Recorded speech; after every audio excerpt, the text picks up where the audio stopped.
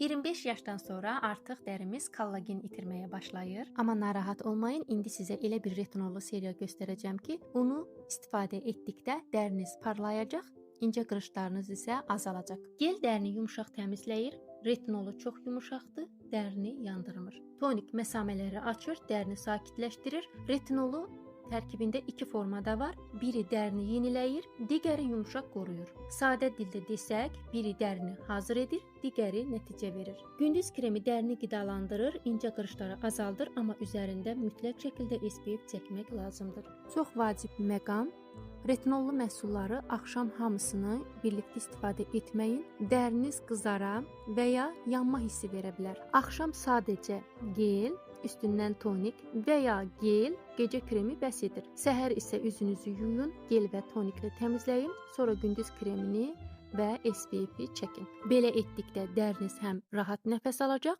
həm də retinoldan maksimum fayda görəcək. Həftədə 3 dəfə istifadə edilir. Qalan günlər isə retinol istifadəsi məsləhət deyil. Sadəcə üzünüzü təmizləyib və sadə nəmləndirici krem və ya gündəlik rutin məhsullarınızı istifadə edə bilərsiniz.